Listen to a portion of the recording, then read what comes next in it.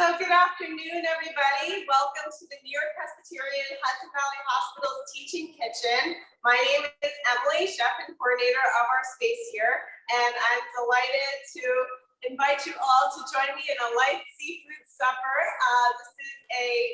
This is a really fun class. I'm really excited for this for all of you, and some recipes that I just love, so I can't wait to share them. We do have Alita joining us as our volunteer moderator today, so thank you so much, Alita, for that.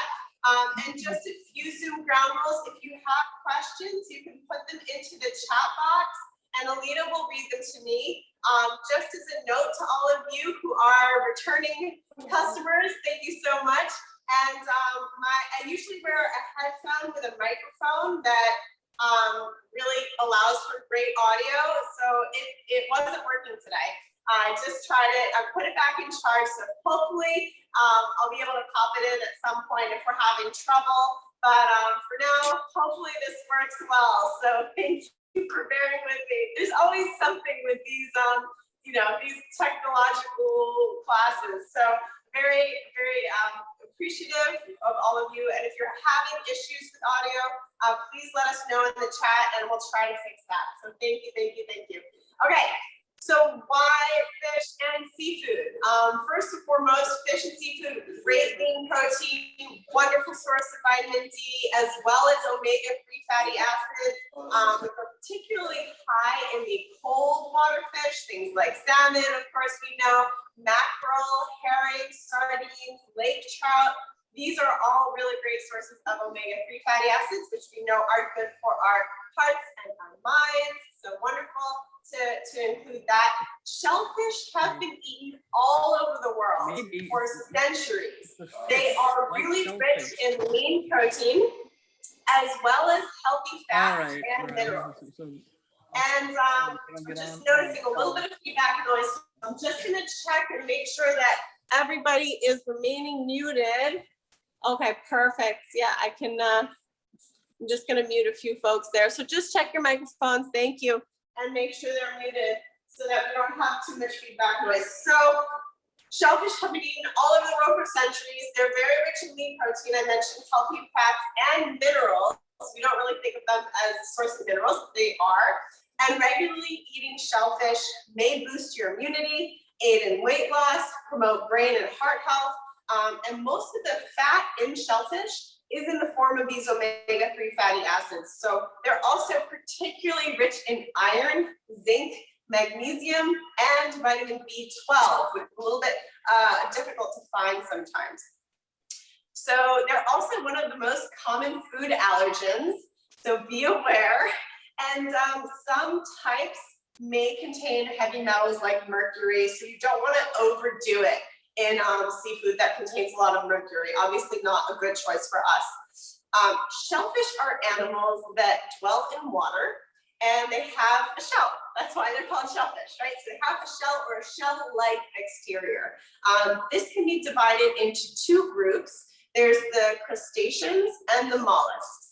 So crustaceans are going to be your shrimp, your crayfish, your crab, your lobster, and then clams, scallops, oysters, and mussels are going to be in the mollusks family, but they're all in the shellfish clan. So that's a little background on shellfish, and we're going to go ahead and start with our first recipe, which is a quick seafood stew. This is like great for a quick weeknight dinner, and it's very, very flavorful. So we're going to be using a mix of shrimp. And this was frozen shrimp that I just thawed out in the refrigerator. We have a piece of flounder here, white flounder. It was also frozen, and I let it thaw out in the refrigerator. And then I have some little neck clams here. These are fresh. Obviously, with clams, you want to buy clams that are fresh and alive, and they should open when they're cooked. They'll be closed, and then they'll open when they're cooked. Hopefully, unless we got a bunch of dead clams, which I hope not. We want them alive and then we want them dead later, which is terrible, but it's true. And then the other things that we're making today are grilled squid with a mix of beans and garlic and red pepper flakes. This is a very simple dish. And then simply seared scallop. I think the best way to enjoy scallops are just simple and pure on their own. So we're gonna sear that, and then we have a little bit of a green salsa that we're gonna put to pair with that. So a lot to do, and let's get started. So I have my pan heating up here, and we're gonna start with the seafood stew. So if you're following along in your packets, this is the first recipe that's in there. So you're gonna start with your shallot. This is a huge shallot, but we're just gonna take it apart. Usually shallots come kind of nested together. So it looks big, but it's really too big. Is she coming on? Well, let me know when she comes. Oh, I'm noticing just someone's microphone is unmuted. Would you just have a look and see if your microphone is muted, please? Thank you so much. All right, I think I can fix that.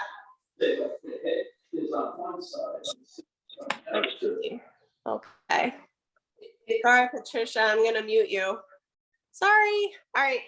Any questions so far, Alita? Yes, there's a question from Judy regarding how could you tell, what a fresh mollusk? Okay, so with you want it to be alive. So usually clams will open up, and if you tap the shell and they close, then that means they're alive. So same thing with oysters, with what are the other ones? I mean, all the other ones I mentioned, the clams, oysters, and mussels as well. If you tap their little shells, they should close. Because they do kind of open up if you just let them sit out for a little bit. Any other questions? No, not right now. Thank you. Okay. So I'm just peeling the exterior layer of the shallot off. Let's get rid of this, all this papery stuff.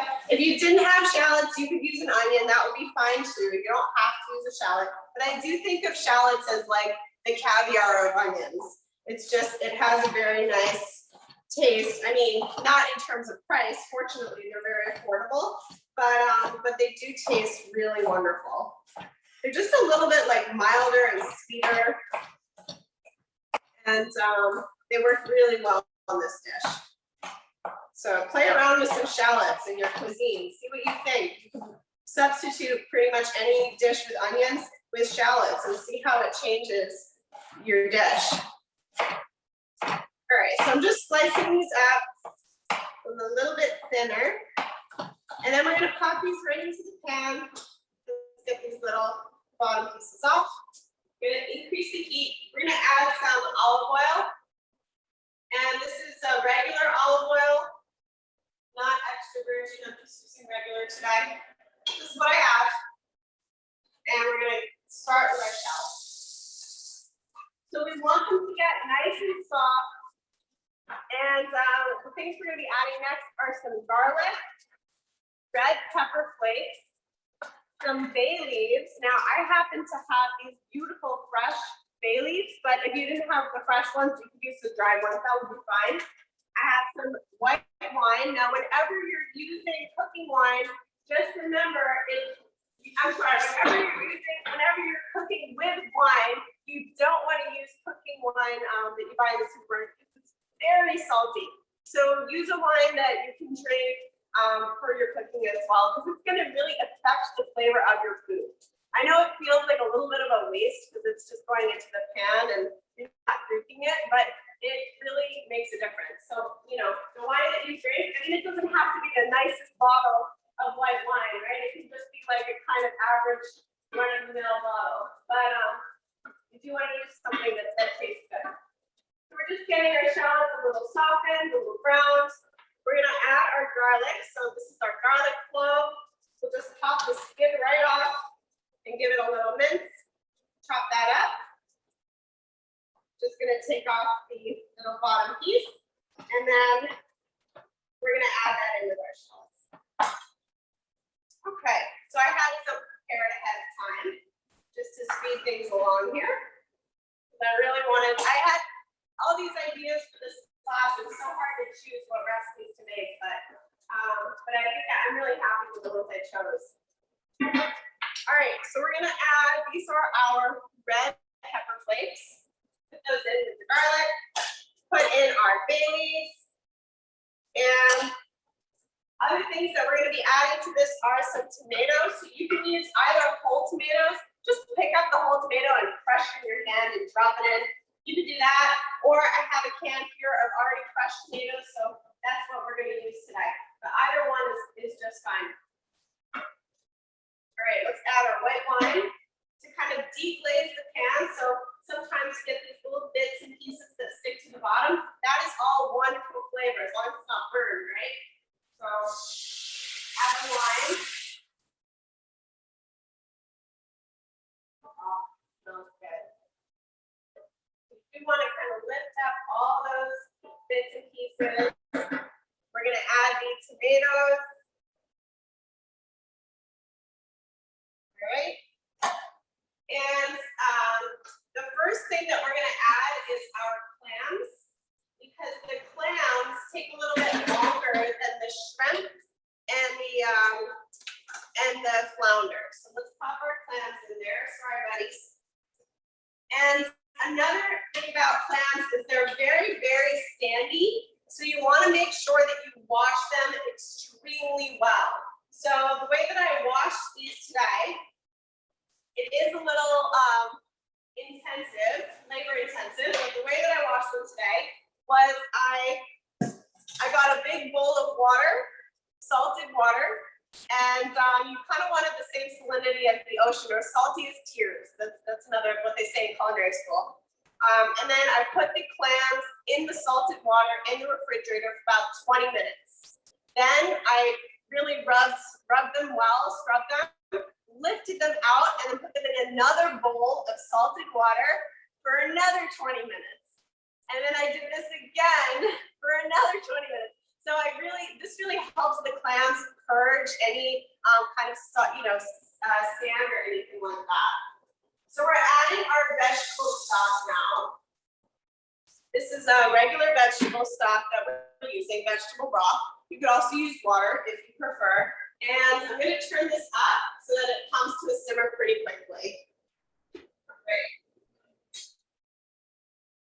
Any questions? Yes, Chef Emily. So Paula wants to know, could you refrigerate the leftover stew, since I guess she's only one person, and even making half of the recipe is a lot. Yeah, so you can definitely, you want to, excuse me, you do want to cook the clams as soon as you buy them. You can keep them in the refrigerator for a day or two, but they're really best the same day that you buy them. So cook your seafood the day that you buy it, or pull it from your freezer. And then in terms of storage, you can eat this once it's cooked. You can eat this for up to 3 days after you've made it. So definitely, I mean, you can probably go a little bit further, but I think I kind of prefer a fresher taste. So it would be safe to eat though for 3 days after, for sure. And a follow-up question is, do you use the same procedure that you just talked about cleaning the clams for mussels? So for mussels, you can. They don't get as sandy as the clams. Clams really are extremely sandy because they burrow down in the sand and they just surround themselves with sand. Where mussels are a little bit different. They usually grow on rocks or on corals and things like that. So yeah, the mussels, you can do it the same way, but you don't have to do it as many times. It's not as sandy. Okay, and then there is Gail has mentioned that cornmeal also cleans the clams. Can you say that again? I'm sorry. That cornmeal cleans. Oh, cornmeal. Yeah, that's a good trick too. That helps them purge. You could use salt or cornmeal. Yeah. Thank you for sharing that. Yeah, that's good. I forgot about that. Yeah, and then E says that she heard that you can put a knife in the water, that clams soaking in to help purge the sand. Something to do with the metal. So have you heard of that? Wow, okay, fantastic. I love it. I love the tips from the audience. That's great. I'm gonna try that. Thank you. That's it. All right, so I'm just cutting this flounder into smaller pieces. So every piece of flounder is about that big. And then our shrimp are ready to go here. They have a little liquid in there. I'm just gonna drain that off. All right, so these will go in next. We're just gonna let that go for about 5 minutes or so. And then meanwhile, let's get ready for our next dish, which is the calamari. So the first part, as I mentioned, we're going to be sauteing some garlic and red pepper flakes. You're sort of sensing a theme here, right? And we're going to be using cannellini beans. That's these ones. So I drain them and I rinse them really well. And here they are. And we're going to pop those in the pan. And we're going to serve this with the grilled calamari. So this is sort of like a one, complete meal here. So let's get this pan started.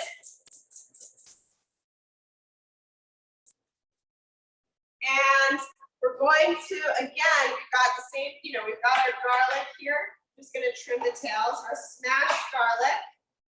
You don't really have to chop it up for this one. You can just kind of smash it and eat it whole. If you wanted to be a little lazy. All right. Any questions, Alita? Yes, Chef Emily. Sue says that with mussels, you also need to remove the beard. Oh yes, I forgot about that. I don't cook that many mussels. I mostly cook clams. Yeah, mussels are. I don't. Thank you, Sue. So I'm just adding a little bit of garlic to the pan, and we're gonna add the red pepper flakes as well, and kind of get the aroma built up there. Okay, and then I have some freshly chopped, I have some fresh parsley here, and I have a little bit of leftover chopped parsley, so we're gonna use this up first. And then there's also lemon juice and lemon zest going into this recipe. So you're heating the skillet, you're adding the olive oil, a little bit of garlic, red pepper flakes. We're gonna add the beans, but not till it gets a little bit warmer. I just wanna make sure that they can really kind of sizzle in the pan.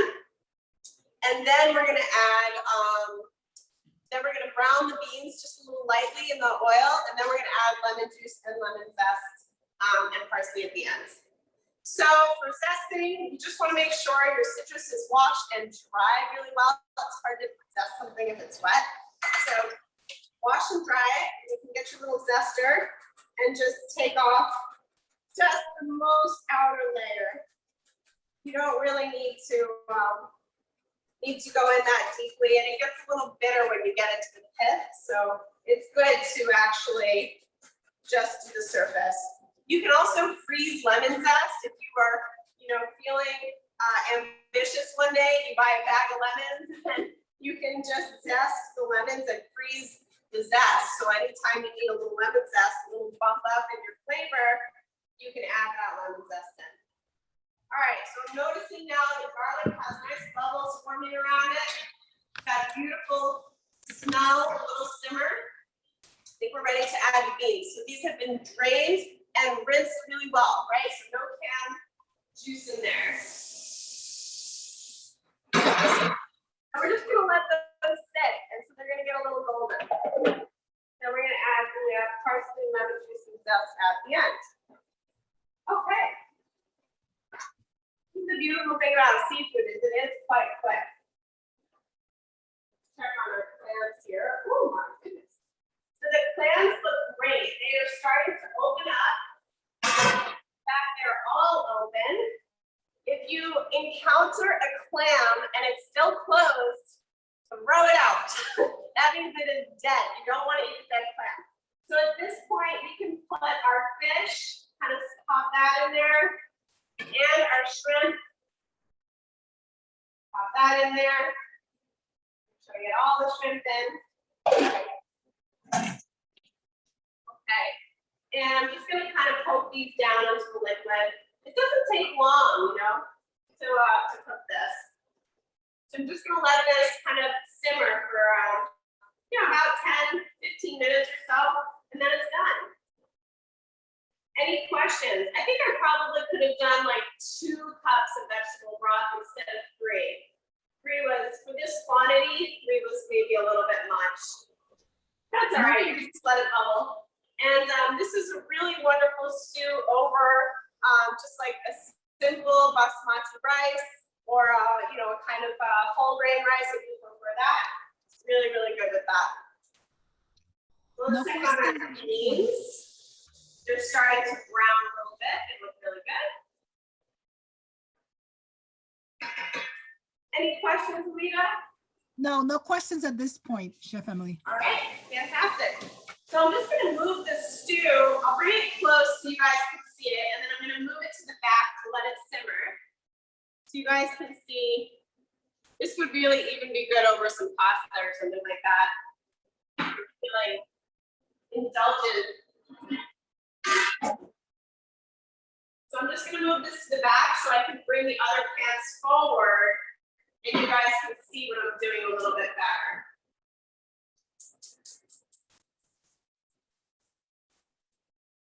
Okay. I'll bring this forward. It's like pan Tetris today. Okay.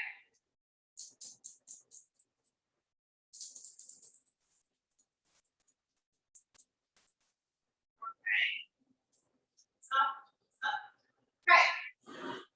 So our next is going to be the grilled calamari. So for this, I'm going to use a grill pan. And I'm just going to pop it on these flames here.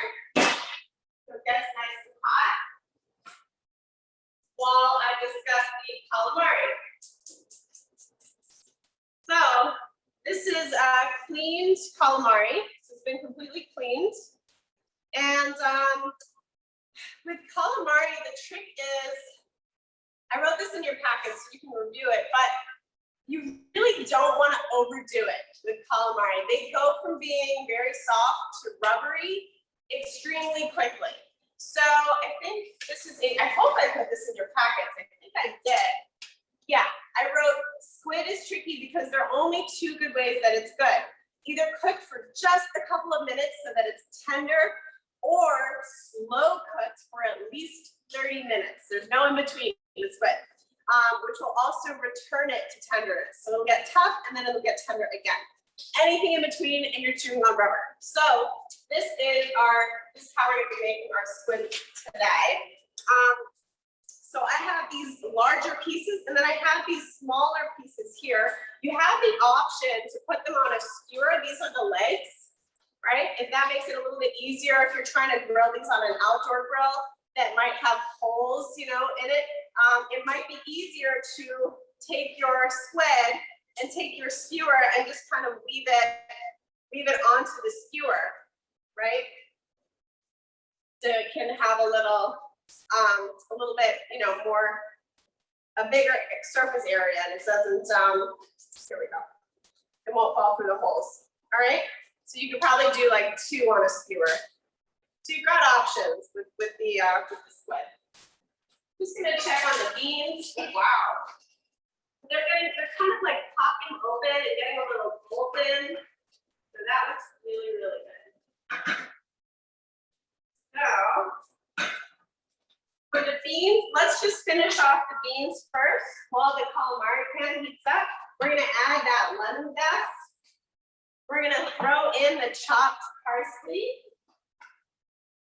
And we're gonna add some fresh lemon juice as well. So you can roll the lemon, it kind of breaks up the membranes inside, slice it in half, and then you can use your hands to catch the seeds and get all that good lemon juice in there.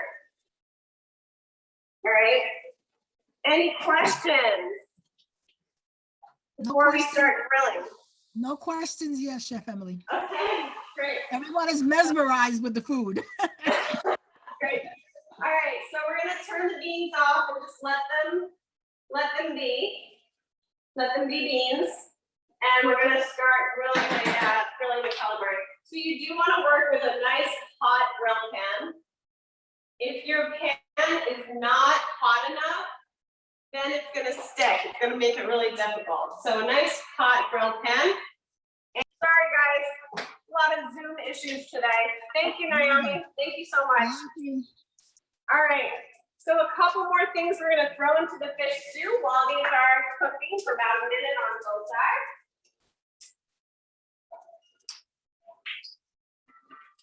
All right, and again, you don't wanna overdo it. It's okay if it doesn't have grill marks, it doesn't have to. For this, you can just have it be with no grill marks, that's okay.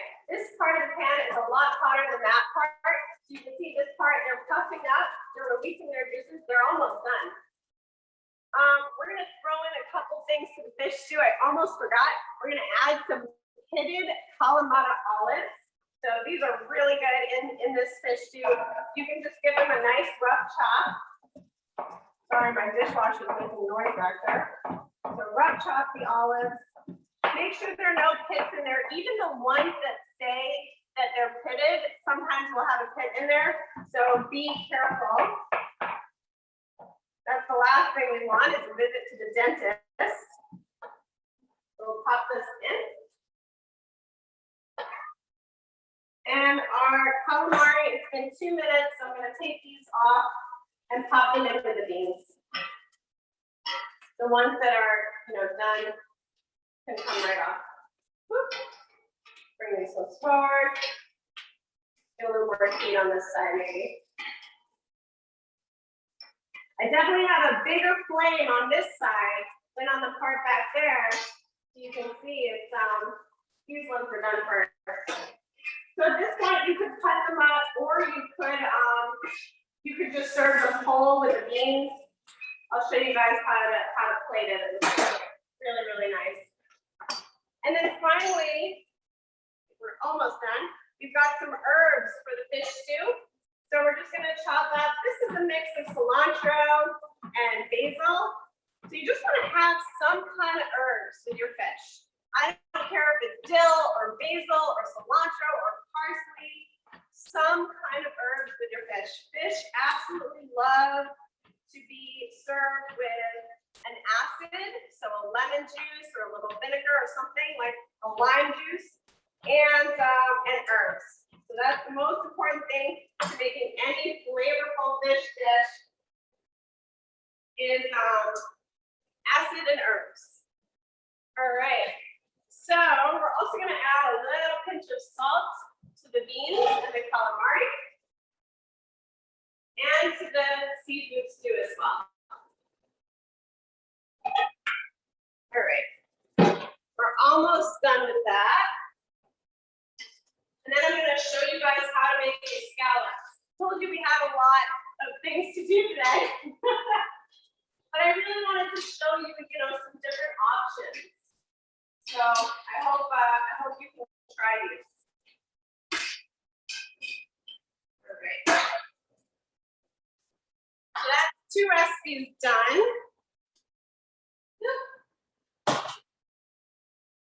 And I'm just going to grab this grill pan out of the way so that we have some space to do the scallops so you can all see. So scallops are one of my favorite shellfish. And for them, I use a cast iron pan. It's really nice and hot. And that makes it a lot easier so it doesn't stick.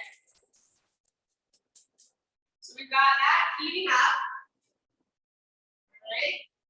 And let's pull over our scallops. So the most important thing when you're cooking scallops is that you want them to be completely dry.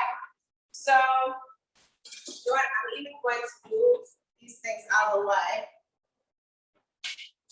Just so I don't even get the scallops wet on the cutting board. And I have a little paper towel here, and you just want to make sure you pat them dry very well. This is going to ensure that they make a nice sear and crust, and that's really the best flavor, I think, for scallops. Okay? And they're so easy because, you don't have to do much, anything to, you just give them a little rinse, and they're fine. You don't have to spend too much time really on them. And I really like scallops and shrimp in particular because, sometimes if you're just cooking for 1 or 2 people, you can just buy a small portion of scallops, right? And then pop them into the pan and make them fresh. So I don't recommend using frozen scallops only because they get too waterlogged. So I really do prefer to use the fresh ones. A question, Alita? Yeah, there's several. So can you substitute the octopus for the calamari? Oh, so octopus is a little bit No, in short, you can make grilled octopus, but it's not something I've done a lot, so I wouldn't feel really confident, sharing how to cook octopus. I feel like I still need a lesson in how to cook octopus, to be honest. So, I think you probably could, but definitely I've had grilled octopus in restaurants and it's delicious. But it does tend to get very rubbery if it's not done right, and it's very expensive. So I wouldn't want to mislead you with information. So Pam wants to know, where can you get the squid tentacles? She prefers them. Yeah, so where can you buy them? Yes. Yeah, so all of the seafood that we're using today is from Cole's Market in Montrose. So that's where we got our seafood. All right. And then for the scallops, you have to remove a mussel. This is Paula. Hold on just 1 second, Lita. I can't do that well. Okay, can you repeat the question? Sure. With mussels, there's a little I'm sorry, with the scallops, there's a little mussel on it that you have to remove. So Paula, I can show that. So with scallops, usually right here on this side, I don't know if you guys can see that, it has like a little spot where it's attached to the shell. You want to remove that, right? So you can remove it, or you can leave it on and just eat around it. It's really not going to hurt you, but it is very chewy, so you might want to take it off. All right, and these scallops I promised to sauce. So this is very easy. Everything goes right into the blender. And let's see, I'm going to grab my cutting board back. Great. And we're just going to add some shallot. Everything goes right in. I'm going to do about that much of the shallot, maybe a little bit less. There is such a thing as too much shallot. So let's add the shallot. And I'm gonna add some lime zest. The same way that I zested that lemon, the lime is going in. We're gonna add tons of fresh herbs. So I have fresh basil leaves. I've got some fresh cilantro and parsley, and I'm gonna throw the stems in too. It's all gonna get blended up, so I don't mind. Let's just have a look at our scallops here. Okay, so they're starting to brown a little bit around the edges. Perfect. Beautiful. So once they're brown, you can turn the pan off, flip them over. You do not have to brown both sides. You can actually just have scallops with the sear on one side if you want. I love the sear, so I like to do both sides. But you don't have to. You can just have it one sear and leave it like that. All right, let's add our lime juice. About half a lime. And we're gonna throw in some anchovies as well. So these are our anchovies. They're from a can.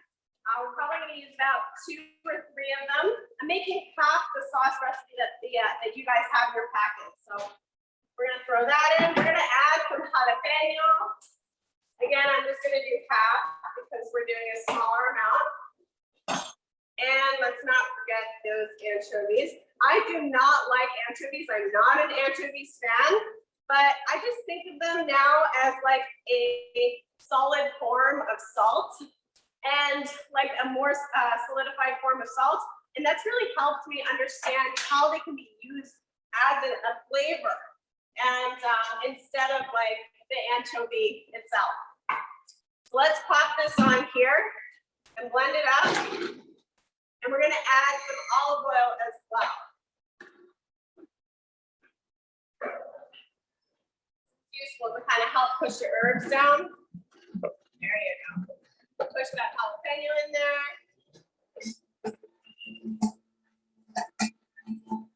Add the oil.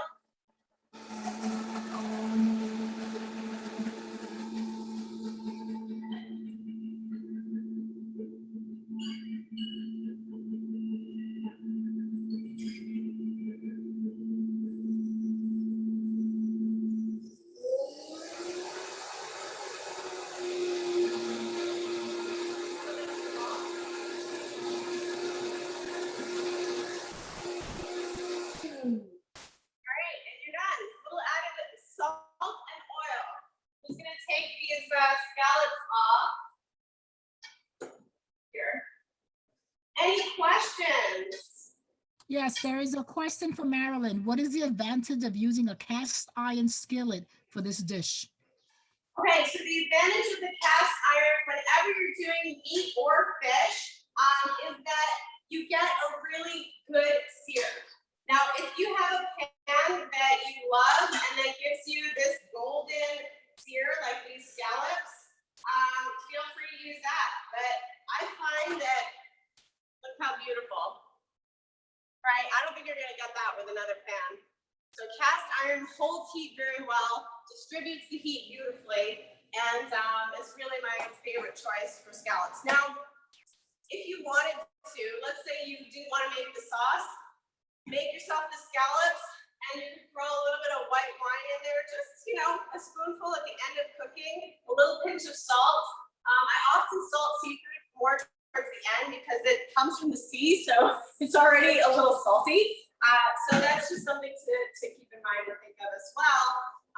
Is you can add a little splash of white wine and you're done. You don't have to make the sauce. It's just a really nice addition to the scallops. It really brightens them up. Remember, it's got herbs in it. It's got an acid in it with the lime juice, right? So that's it. We've done our dishes. I just want to show you these other two. So we've got our seafood stew. Looks amazing. With our fish and our shrimp and our clams, right? How beautiful. Okay, so this is the seafood stew. You can see the clams opened up. It's a great sign. These clams were very fresh. And for the calamari, I'm just going to show you a little close up on that one too.